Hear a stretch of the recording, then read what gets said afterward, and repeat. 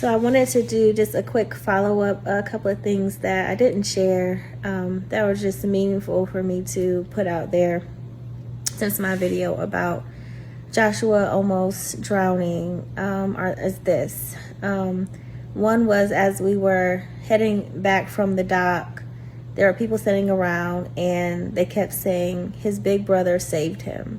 His big brother saved him. And those words just really resonated with me.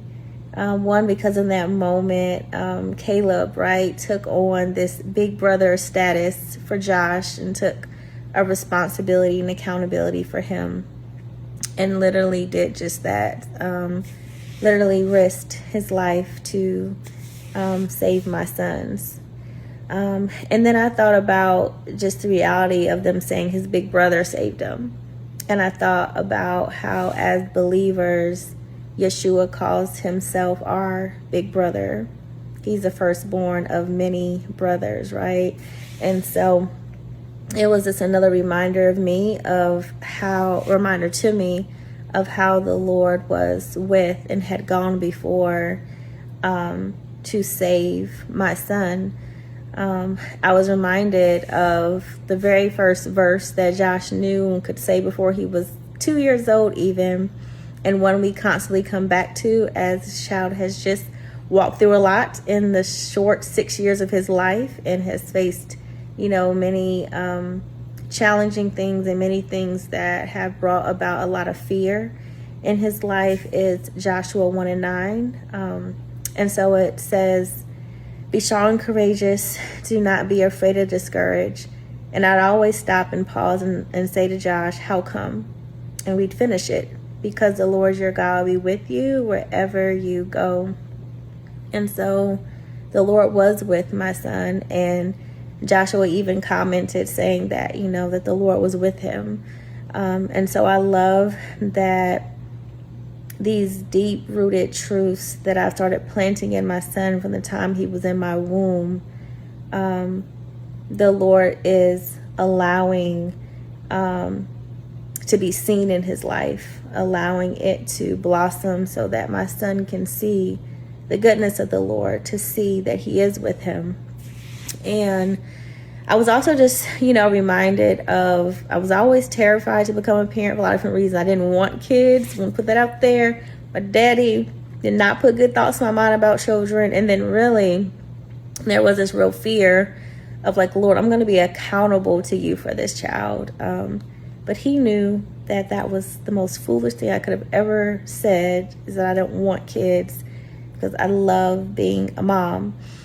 And, but I knew that once this little boy was implanted in my womb, I knew I was always raising him to leave me. And so I always wanted to operate in this mindset of like, I can't keep him, I can't hold him, I cannot shield him. And in fact, so much has already happened in his life where in fear and trembling, I have had to entrust my son to the Lord, because I can't be with him every moment.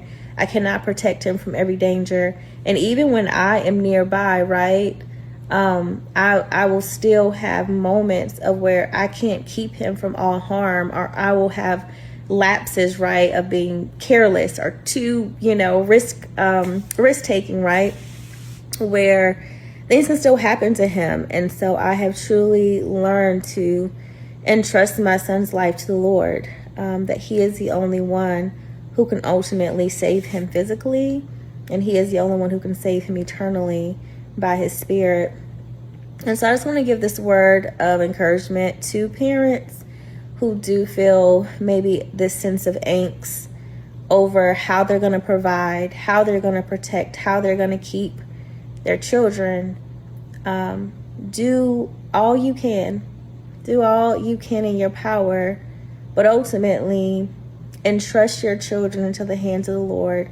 Teach them the ways of the Lord. Teach them to know the Lord, so that when life challenges come, when they do venture out from our presence and our eyesight, and when they do launch into adulthood, we're going to be able to have a peace that the Lord is going with them, that the Lord is going before them, that he is beside them, and that he will keep them. no matter what the journey is that is ahead of them. And I just was wondering even about this scenario. I was like, Lord, is this like just a precursor, for me to remember that, like, you're going to have people with my son. So even if I'm not there, you're going to send him out and you're going to give him physical people to walk with him through his journey. And not only these physical people, Lord, but you're going to be with him as well. I thought the other thing is this, I looked at my son yesterday. I was kind of like in just wonder, because like the rest of our day just went on. It would have been so different, but it went on. We had company. His best friend from kindergarten and his mom were coming over.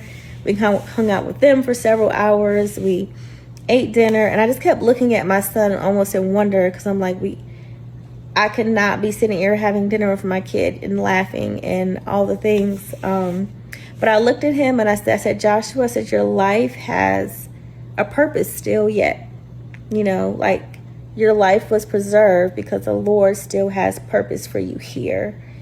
And ultimately, I don't know what that purpose is for my son, other than ultimately glorifying the Lord of his life. But I want to help to groom and grow him, right, in the ways of the Lord, in the purpose of the Lord for his life.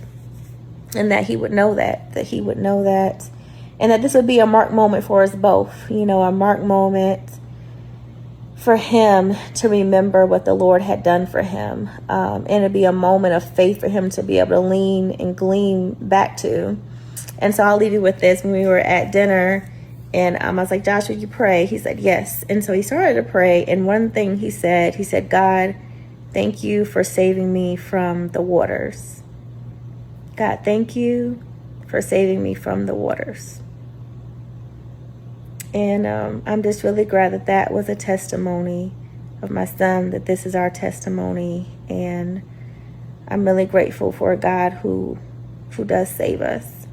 And he wants to save you too, in whatever way you need. And he wants to save you too, in whatever way you need saving.